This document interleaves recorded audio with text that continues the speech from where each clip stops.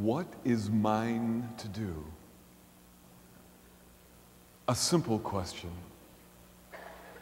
a courageous question,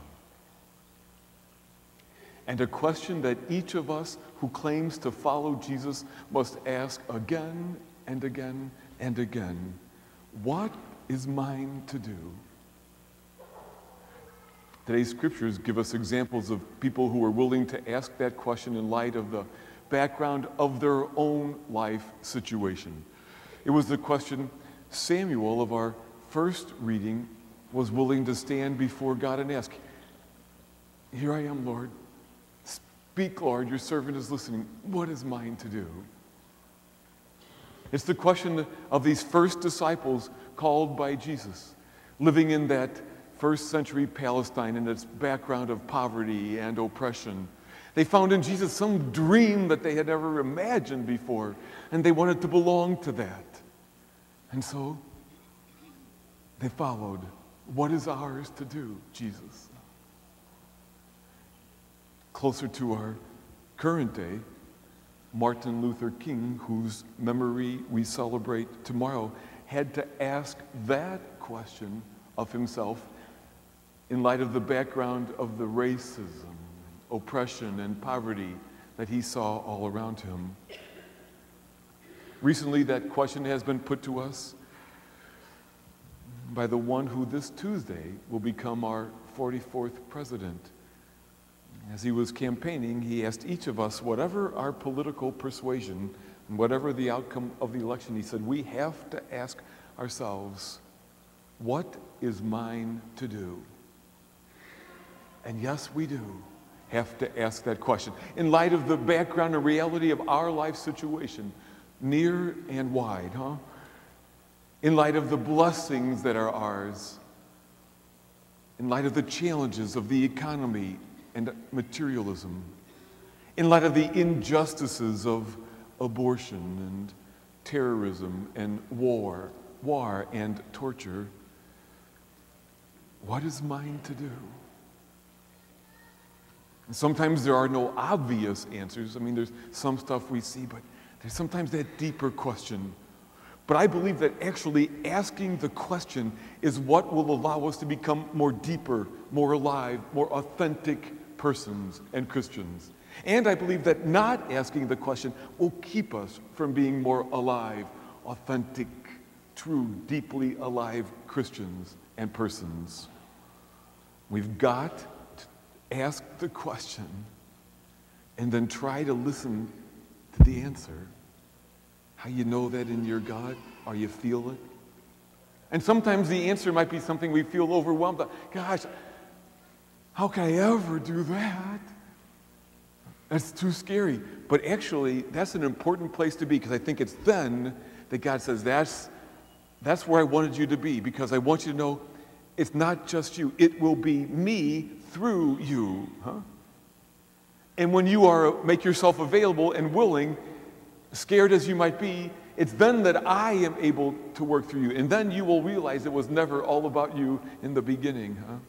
You see, all through the scriptures, it seems to me, the cry of God is, I want a voice in this world to speak my word. I want hands in this world to do my work.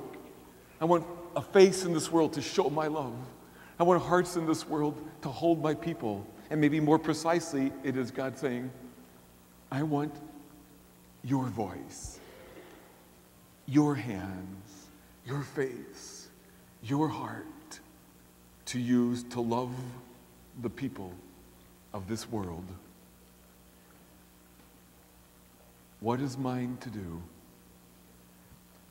On one level, the answer changes. Ask any parent whose child is no longer an infant.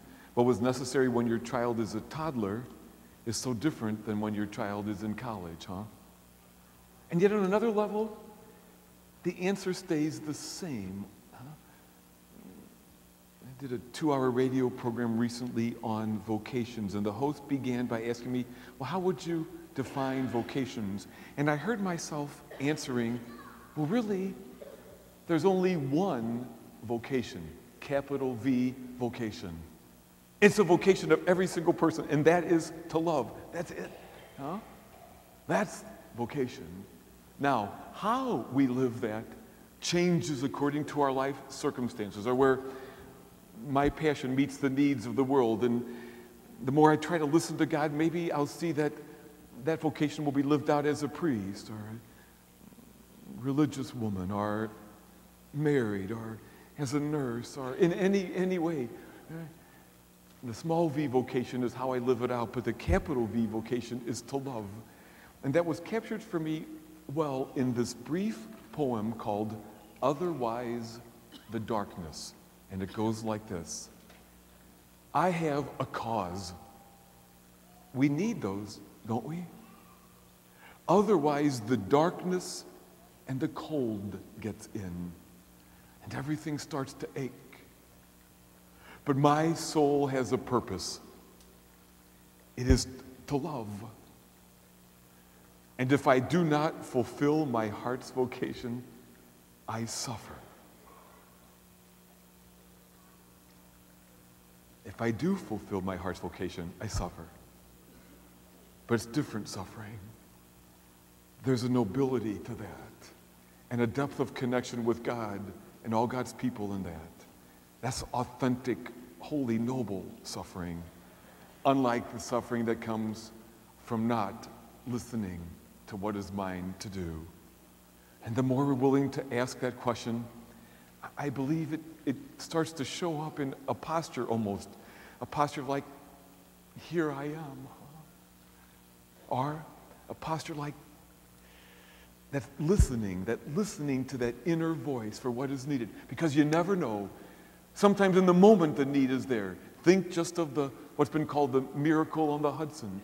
How the pilot of that plane in trouble landed it. Now you notice that his life's calling seems to have been his vocation to be about safety. He got master's degrees in that, and that's what he works on. And in the moment then, he did what was needed. And then I love this.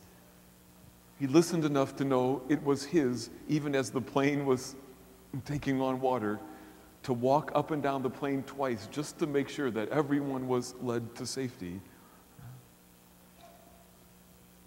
What is mine to do? I got to ask that. You got to ask that, huh? And maybe one reminder will be what will happen this week.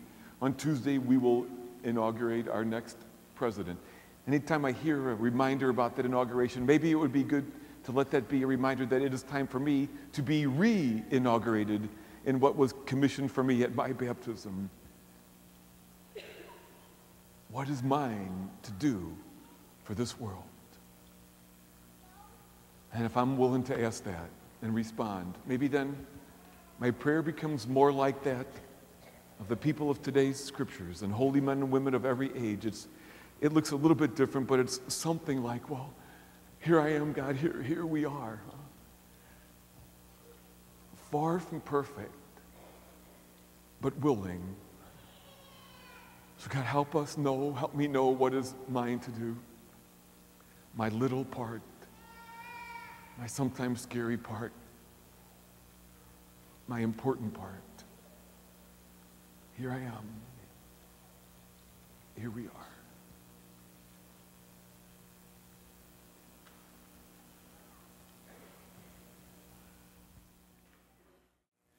Well, hello, old buddy. How are you? Better. You're better? What was wrong? Worried about you. Oh, you're worried about me? Oh, thanks, Big Al. I appreciate that. You helped me get better? Really? I prayed. You prayed? Oh, Big Al. Thanks, that does help. More. What else?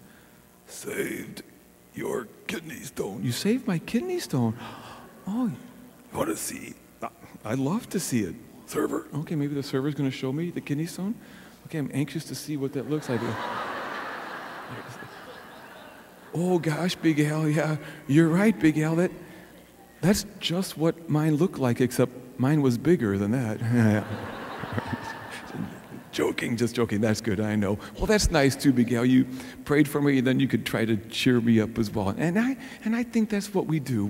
We see what is needed, and we try to help out. You know, we sign roses for life, and we give money to people who are hungry, and when a buddy isn't feeling so good, you pray for them and you joke a bit, huh? Go Cardinals, bye. Oh, boys and girls, that was nice of Big Al to pray for me and then to try to cheer me up a bit. And you know what? That's what our job is, though, really. To look around and see what is needed for love and then to do it, huh? And we want you to be people who all your life look around. Okay, what is it that I could do to help make this world a better place? Because then you'd be just like Jesus.